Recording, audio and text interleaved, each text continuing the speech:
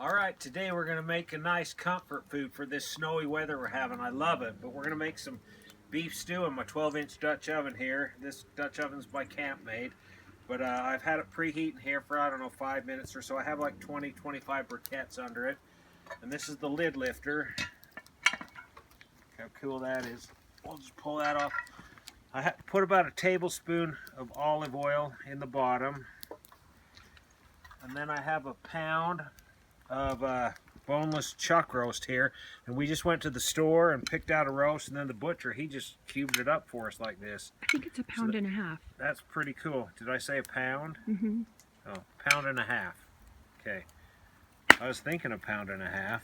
But what we want to do is we'll just put all this chuck roast in here. This cooks for total, after I get this beef browned up, it'll cook for a total of about another 2 hours and 15 minutes because we want to just kind of cook this beef slow so it gets all tender. And then I have 1 yellow onion and 3 garlic cloves. Put that in there. Kind of stir that around, but yeah, I'll just brown this beef up, and when it's ready, then we'll go to the next step. So we'll see you back.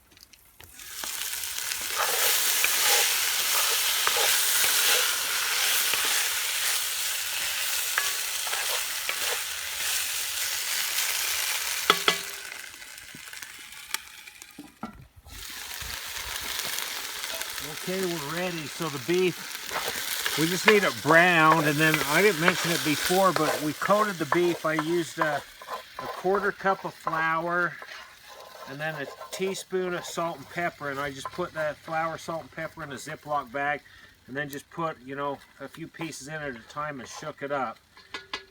But this is the leftover flour mixture, and I'm going to actually put it in here with this. So we'll put that's the rest of that. And then we want 3 cups of beef broth.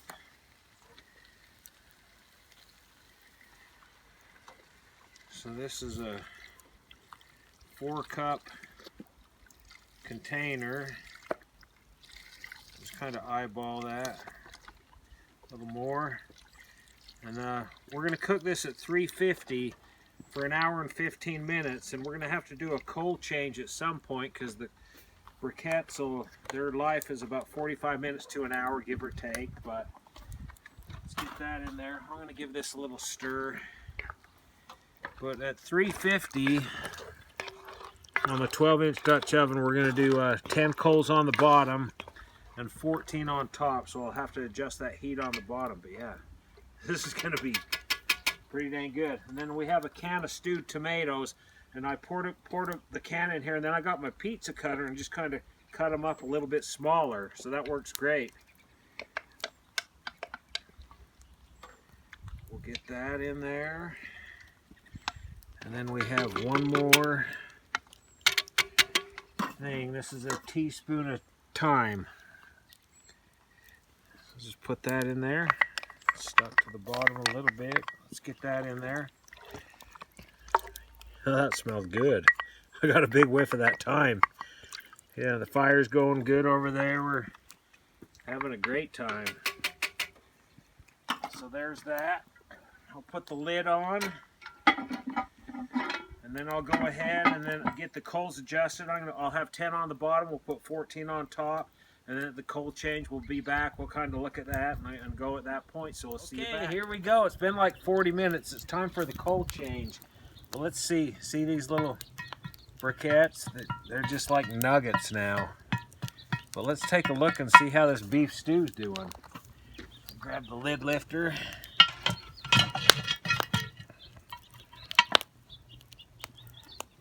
That's looking pretty good.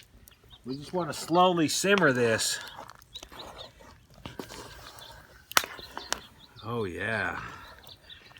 So we're gonna do a cold change right now, and then it's gonna cook for another 30 to 40 minutes, and then we'll go to the next step. So what I'm gonna do is I want to get rid of these coals off the lid. I'll just dump them right there in the fire. Set that down. Let's get this off. Let's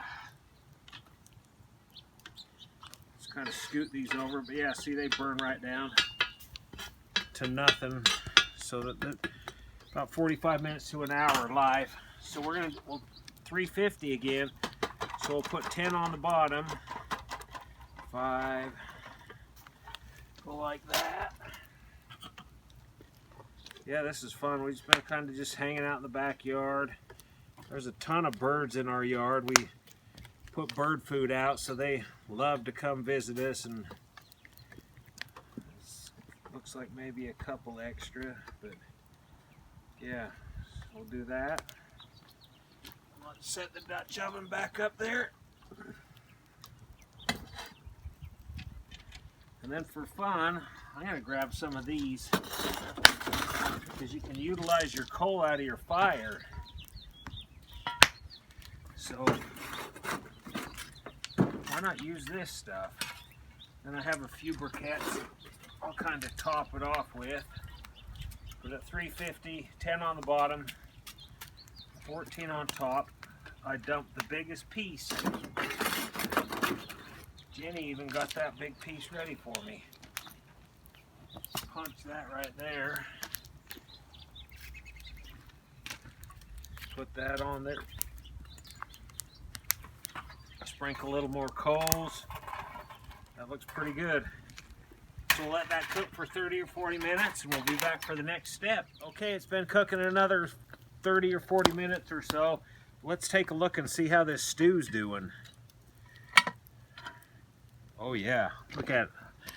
That's just what we want, just simmering away like that. Delicious. But what we're gonna do now is you can use like 3 large russet potatoes, or I have like 5 red potatoes, and then we done 3 carrots.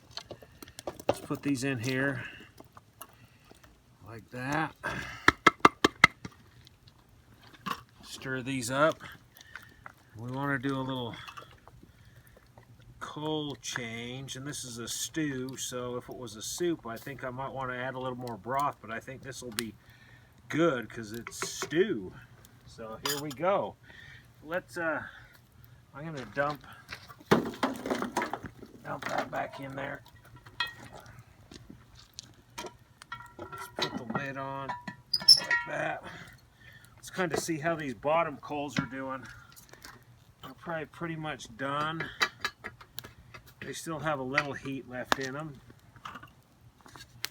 Let's grab some of this. Look at these good coals. We're just going to utilize the fire and see how this does for this last method. But we want to cook this for another hour at like 350, but look at those. I was going to light up another chimney of charcoal, but we'll give this a try. This should work good. So there we go. I'll just cover the top. Let this cook for an hour. And we should be good to go. So we'll see you back. All right, it's been going 30 minutes since we done that last coal change and put the potatoes and carrots in. But let's take a look and see how this stew's doing. Here we go. Oh my heck. Look at that. Smell that. That is so good. And this last hour, we got another 30 minutes. This is all cooked with coals off the fire. But I want to poke one of these. Man, those potatoes, they're about done. I bet this could be done in like 10 or 15 minutes. I don't think I'll add any more heat. See how them are still pretty good. So yeah, I think 10 more minutes is max and this will be done. So see you back. All right, we're gonna make some cornbread to go with the stew, but I'm gonna cook it in my cast iron skillet in the oven. So this is just one of those Jiffy Mix cornbreads. Maybe next time I do this, we'll get a scratch recipe, but These are good, but I'm just going to cook this in here. Take about 15 minutes. The stew out there is doing pretty dang good. I think I took it off the heat for just a minute. I'm going to get this cornbread cooking for about 10 minutes, and we'll put it back on the heat and make sure it's good to go. So put that skillet right in there. All right, this stew's done. We got one more thing to do, but let's take a look. And then we're gonna add the final ingredient.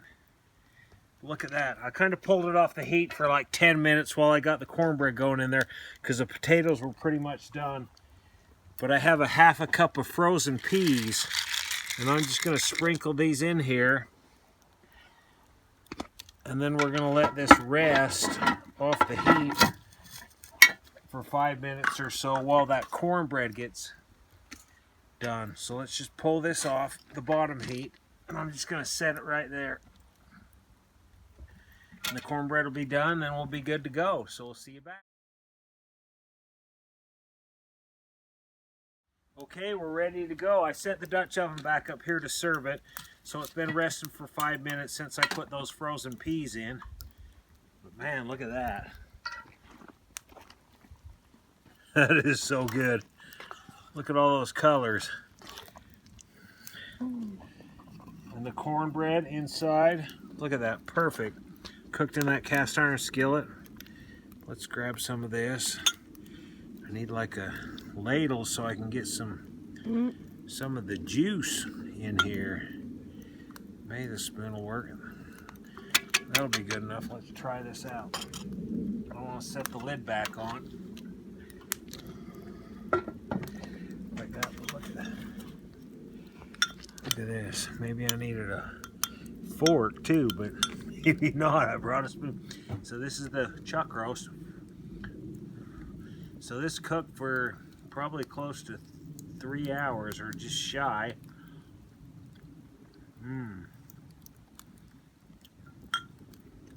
That is so good. These veggies, carrots. Perfect. And then see these peas, they were frozen. We just put them in to rest. We'll try this out with some potato.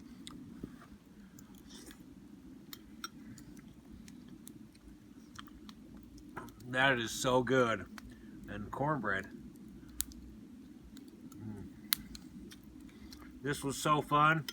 Nothing better than cooking in the outdoors, even in the snow. Campfire to boot. Hope you like this video. We'll see you next time.